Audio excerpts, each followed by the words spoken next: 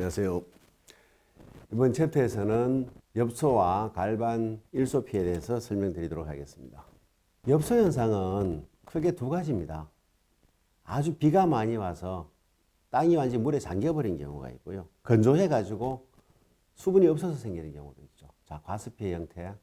장연이 많이 생겼죠. 장마가 오랫동안 한 달 넘게 지속이 되면서 엽소 현상의 형태입니다. 잎이 이렇게 된 것처럼 되어버리고 그 다음에 노화된 잎이 빨리 발생하죠. 어린 잎은 활성도가 있어서 견딜 수가 있습니다. 그리고 엽소 현상이 나타나는 원인을 한번 생각해 보시죠. 엽소 현상은 두 가지입니다. 비가 많이 오면은 땅 속에서는 무기물이 50% 정도가 있고요. 거기에 유기물이 한 3에서 5%가 들어있습니다. 뭐 사실 3%도 되지 않죠, 우리나라 토양이. 그리고 나머지 절반은 기상과 액상의 조건이라고 하는데 공기와 물이 반반쯤 있으면은 건강하고 뿌리도 잘 내리고 수분 흡수를 잘합니다. 근데 장마가 한 달쯤 어떻게 될까요? 완전히 땅에 공기층은 없어지고 물만 차버리는 거죠. 물만 차버리면은 모세 관수 현상이 일어나서 위로 정산이 뿌리로 물이 이동하지 않습니다. 이동하지 않은 상태에서 햇빛이 강하면 어떻게 되죠? 엽소가 와버리는 거죠. 또 그런 경우도 있고 뭐 드물게 물을 주지 않아 가뭄이 완전히 들어버리면 또 뿌리에 정산할 수 있는 그게 없어져 버리는 거죠. 그래서 아주 비가 많이 와서 토양이 공기층이 없어지든가 아니면 지나치게 건조한 상태가 생기는 게 엽소 현상입니다. 해결 방안은 어떻게 할까요? 토양 통기성을 확보하는 거죠. 그래서 우리나라는 화강암토여서 대체로 80전, 80전 밑에 유공관이라고 공기 통하는 관을 만들죠. 그래서 공기를 공급해서 사용할 수 있도록 만듭니다. 이렇게 해놓고도 비가 많이 오면 사실 해결이 나지 않습니다. 그런데 이따가 제가 토양 관리에서 통기성 확보에 대해서 설명을 드리겠습니다만 통기성 확보를 좀 하시고요. 그 다음에 과원이 보면은 골바람이 치고 바람이 잘 통하는 곳은 괜찮은데 바람이 잘 통하지 않는 경우에는 이게 공기순환이 안 되면은 정산작용이 잘 일어나지 않아요. 그래서 만약에 안개 잘 끼고 갇힌밭 같은 경우에는 순환팬을 설치해 주는 건 한 가지 방법이고요. 그리고 또 잎이 엽소 현상을 받아가지고 잎이 타격을 받아버리면은 잎수 대비 과일 양이라는 게 있거든요. 그래서 잎수가 줄어들면은 과일도 적과 따내가지고 잎수하고 양을 맞춰주시는 거 중요합니다. 그러면은 비료적인 의미에서 어떻게 할까요? 잎의 활성도를 줘야 되잖아요. 그럼 쓰는 방법은 세 가지입니다. 아미노산은 500g 정도, 아니면 액상에서 1리터 정도 하고요. 황산 마그네슘 500g 정도, 그리고 아연 한 150g, 200g 섞어서 옆면 살포를 하시면 조금 도움이 됩니다. 왜 그러냐 하면 아미노산은 각종 성분이 스트레스를 해소해 주는 성분들이 많이 있습니다. 그리고 활력도 주고요. 마그네슘 잎을 두껍게 하죠. 아연도 스트레스 현감제입니다. 그래서 이런 걸 섞어서 아까 지금 말씀드린 거 25말 기준입니다. 25말로 옆면 살포를 하시면 잎의 활성도가 좀 올라가죠. 이런 걸 같이 이용하시는 방법이 있고요. 또 하나는 엽소 현상이 나면 반드시 농약을 쓰십시오. 엽소 현상을 겪고 나면 생기는 게 탄저와 갈반입니다. 그래서 갈반이나 탄저약을 반드시 살포하시고, 예를 들어서 사장님이 13회 방제를 하신다고 하면 이렇게 비가 올 때는 15회 방제 정도로 더 농약 사용 횟수를 늘려가지고 일단 균을 잡아야 됩니다. 엽소는 생리 형태인데 문제는 이렇게 약해지면은 갈반이나 탄저의 치명타가 오기 때문에 사전 농약습으로 반드시 하세요. 자, 이런 것들이 중요합니다. 그러면은 잎을 한번 보죠. 잎에 타격이 오는 경우가 있는데, 예를 들어 늙은 잎, 노엽이 먼저 타격이 오는 경우는 대체로 양수분이 부족한 경우입니다. 왜냐하면 잎이 늙어버리면 활성도가 떨어져서 양분을 빨아당기는 힘이 약해집니다. 아, 그러면 수체 내 양분이 모자라는구나 보실 수 있고, 어린 잎이 타격 오는 건 병충해나 다른 문제 때문에 생깁니다. 그래서 아, 병반이 있구나라고 보실 수가 있고요. 또 잎이 앞으로 이렇게 말려버리면 양분 부족인데 뒤로 말린 경우는 충피해가 나는 경우가 많습니다. 그래서 잎을 보면서 판단할 수 있는 그런 것도 한번 감안해 주실 필요가 있네요. 자, 그럼 엽소가 오고 나면은 사실 거의 붙어서 오는 게 갈반이 많은데요. 갈반이 왜 올까요? 첫 번째, 곰팡이, 갈반균이 번져서 오는 거죠.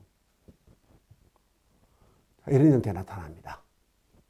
사실 많이 오는 거여서 참 힘든 거죠, 그죠? 그럼 갈반의 원인이 어떤 게 있을까요? 자, 아까 말씀드린 곰팡이입니다. 그런데 이 곰팡이균이 온 이유가 뭘까요? 곰팡이균이 온 이유는 이런 겁니다. 이 잎이라는 게 동화 양분을 머금고 이렇게 있습니다. 있는데 지나치게 비가 많이 오고 햇볕이 들어버리면 나무는 자기가 잎이 견디기 위해서 정산작용을 해버립니다. 정산작용을 하는데 비는 계속 와요.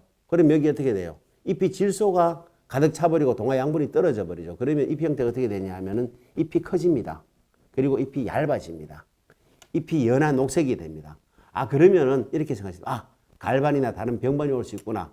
무조건 농약 치고 보강을 해야 되겠구나라고 잎 형태를 바뀌면 바로 약제 살포를 들어가셔야 합니다. 그게 가장 중요하고요. 두 번째는 그러면은 약제 살포제는 어떻게 봐야 되느냐? 동화 양분을 모자라면 사람이 채워 넣어야죠. 어떻게 채워 넣습니까? 예를 들어서 목초액 1리터에 포도당 300~400g 섞어서 미량원소하고 섞어서 연면살포는 관주를 해가지고 질소를 제어시키고 동화 양분을 축적시키는 방안이 괜찮습니다. 이게 일본의 나카지마 농법에 나오는 내용인데요. 이런 것들 이용해서 시행률 밸런스를 맞추도록 최소한 노력을 하는 겁니다. 이럴 때 사용하는 게 어떤 자재가 있을까요? 아미노산, 목초액, 당, 다 탄수분들이죠. 그리고 미량원소 섞어서 연면살포를 하시면은 생리적으로 도움이 조금 됩니다. 그 다음에 두 번째 오는 갈반의 원인은 후지에서 발생하는 경우가 많은데요. 착색을 하려고 하다 보면은 지나치게 건조시켜 버린 경우가 있습니다. 그래서 착색은 수확 한 3주 전까지 물을 꾸준히 주셔야 돼요. 근데 물을 너무 줄여서 색낸다고 줄여버리면은 잎이 약해지면서 오는 경우가 있습니다. 근데 이런 경우에는 생리적인 문제도 있지만은 관리에 부실이 있기 때문에 첫 번째와 마찬가지로 동화 양분을 축적을 좀 시키고 그리고 활성제를 좀 주시면 좀 도움이 됩니다. 그리고 착색 건조는 수분 관리에 대한 부분이 있기 때문에 이건 큰 내용은 아닌 것 같습니다. 자, 사전에 준비 한번 해보죠. 동화 양분 잎에 충분할 것. 그래서 어떻게 하죠? 마그네슘을 충분히 때려서 잎을 두껍게 만들고 잎을 진한 녹색을 만들어 놓으면은 갈반이 덜 오겠죠. 그리고 뿌리의 활성도 통기성을 확보해서 토양 구조가 좀 덜 오겠죠. 그 장마기 전에 농약 방지하시는 게 맞죠. 또 하나, 잎에 타격이 주는 행동을 덜 하시라는 겁니다. 너무 작게 막 농약을 2개, 3개 섞어서 복합적으로 연면 살포를 해버리면 어떻게 해요? 잎이 다치죠. 그렇게 하지 말고요. 침투성 강한 자재 너무 지나치게 좋아하지 마시고. 그리고 또 하나, 제초제를 바닥에 뿌리신 경우 많은데 제초제를 뿌리면 눈에 보이지 않지만 제초제가 휘산이 돼버립니다. 그러면 하부에는 제초제를 맞아가지고 잎이 약해지는 경우가 의외로 많습니다. 그리고 진짜로 주의할 것, 잎을 항상 보세요. 잎을 보시면 잎이 넓어지고 광역화되고 얇아지고 연한 녹색이 되면은 이건 무조건 주의하세요. 그리고 갈반이 나오고 난 후에 때려잡겠다고 농약 과다하게 때리면 다칩니다. 이럴 땐 갈반 올 때는 차라리 아까 얘기한 아미노산이나 동화 양분을 먼저 살포해서 당 같은 걸 살포해서 잎을 코팅을 시켜놓고 때리세요. 그거 온다고 약부터 때리면은 더 다치는 거죠. 자, 이런 것들 주의하시고요. 갈반을 할 때 방지 대책을 보면은 갈반의 형태를 잡을 수가 있겠죠. 가장 우리가 효과적인 게 뭐죠? 석회보르도입니다. 석회보르도 어떻게 만듭니까? 660 같은 경우에는 석회 3kg, 동 3kg, 그리고 동피해를 막기 위한 아연 고착제 이렇게 만들죠. 4사식이면은 석회 2kg, 동이 2kg입니다. 이 원리는 뭐냐 하면은 동이 가지는 살균력을 이용하고 그리고 석회가 있는 고착성, 이렇게 코팅하는 능력, 이걸 잡아주는 고착제가 섞여서 아예 나무 자체를 코팅해버리는 거죠. 코팅해버리고 살균제가 되어 있으니까 증산이 덜 일어나죠. 쉽게 이탈이 적어지죠. 그리고 동의 살균성을 가지고 있어서 가장 뛰어난 갈반 방지 대책은 석회보르도입니다. 그런데 석회보르도를 치게 되면은 생기는 문제가 있어요. 어떤 문제가 있을까요? 석회보르도를 치면은 첫째 비가 일주일 이내 오지 않아야 합니다. 예를 들어 석회보르도 치고 2, 3일 뒤에 비가 와버리면은 이 고착제 석회성분이 씻겨 내려가 버리면 동이 과열하고 닿아버리면 반점이 생깁니다. 그러면 그 반점은 그냥 사과 상품을 바로 떨어뜨려 버리죠. 그래서 동 피해는 반점 피해 때문에 걱정을 많이 하는데요. 그래서 비가 오는 기상 조건을 최소한 일주일 안 동안에 비가 오지 않는다는 거. 그걸 전제해야 되고 예를 들어 보르도를 치고 나면 일주일 한 10일 정도는 농약이고 뭐든 아무것도 살포하지 못합니다. 그대로 말려야 됩니다. 자, 이 부분이 쉽지 않기 때문에 석회보르도를 이용하시는 분들은 석회보르도 농법을 갖다 같이 보시면서 하셔야 됩니다. 가장 좋지만은 리스크도 있는 부분이죠. 두 번째 방법이 아까 이야기한 방법입니다. 갈반이 온다는 얘기는 결국은 동화 양분이 소실해서 시행률 밸런스가 맞지 않다는 얘기거든요.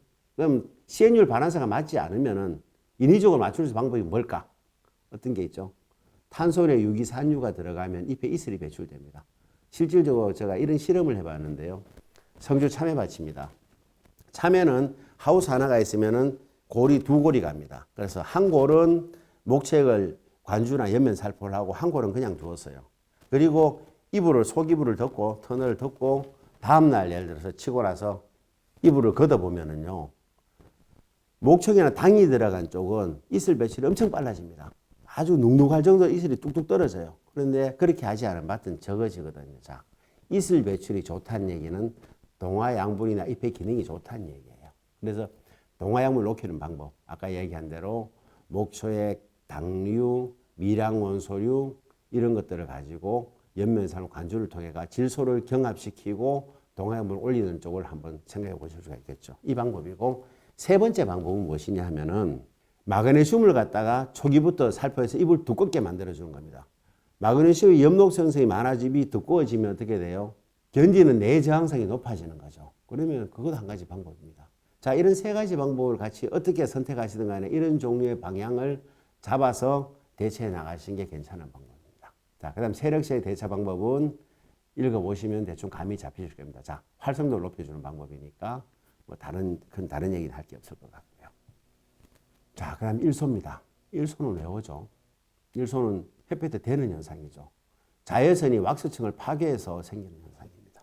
자, 피해난 형태입니다. 사실 고온이 연달아 계속 오면은 이 피해를 피해가긴 힘들어요. 자, 일소 현상이 한번 보시죠. 일소는 왁스층이 파괴되는 현상입니다. 햇볕에 대는 현상입니다. 그런데 웃기는 게 일소가가 당도는 높아요. 자, 일소 형태는 이렇게 옵니다. 갈변형 일소도 있고, 뭐 괴정 일소도 있고, 저온 일소도 있는데, 괴정 일소는 사실은 가장 막기 힘든 겁니다. 갈변 일소 막을 수가 있는데, 저온 일소는 이런 사례를 드시면 제가 이 일소에 대한 이해를 하실 수가 있을 것 같은데요.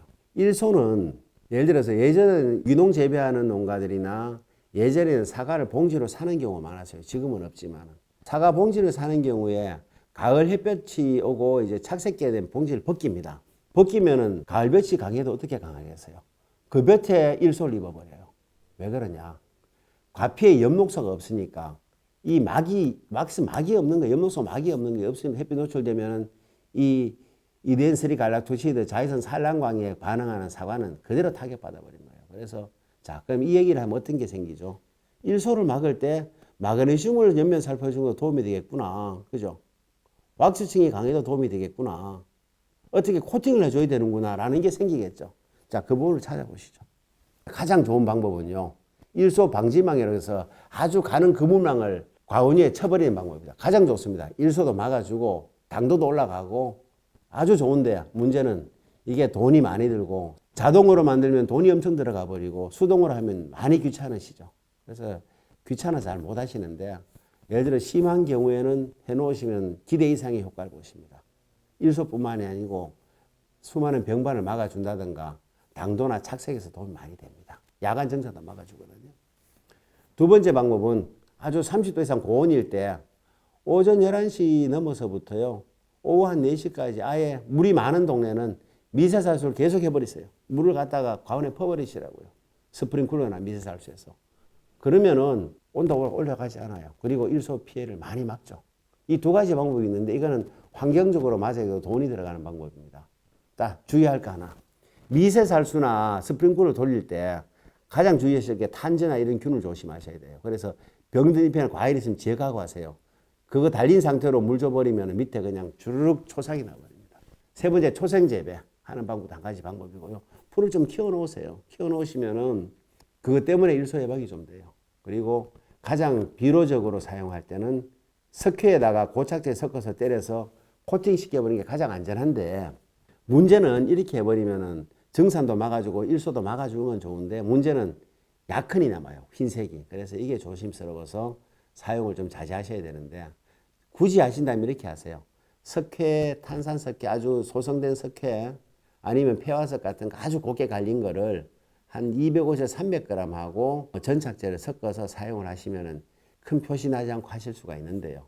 이거는 사실은 석회가 표시할 정도로 강하게 되면은 차단이 더 잘 됩니다. 이런 방법이 있고, 또 하나가 왁스, 코팅제입니다. 뭐 카나바 왁스라든가 레진 왁스나 이런 왁스를 해가지고 왁스층을 만들어주는 거죠. 아까 일소가 어떤 게 생긴다 그랬죠? 왁스층이 파괴돼서 생긴다 그랬죠. 그럼 왁스층 하나 더 만들면 좀 효과적이겠죠. 갑옷 하나 더 입는 거니까. 물론 상당한 고온에서 견디기는 힘듭니다. 칼슘이 더 효과적인데, 그래도 왁스층을 사용하게 돼 코팅제 사용하면 조금은 도움이 됩니다. 그리고 정산을 갖다가 체계적으로 잡아주기 위해서 물 관리를 합니다. 자, 물은 항상 이렇게 주세요.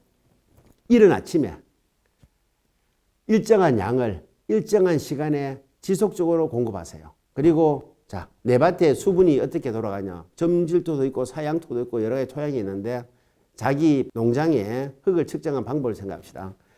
땅에서 15cm 정도, 10에서 15cm 정도의 땅을 파가지고 거기 흙을 잡아보세요. 내가 첫 번째 물을 주고 나는 3일에 한 번씩 주는 집이라고 칩시다.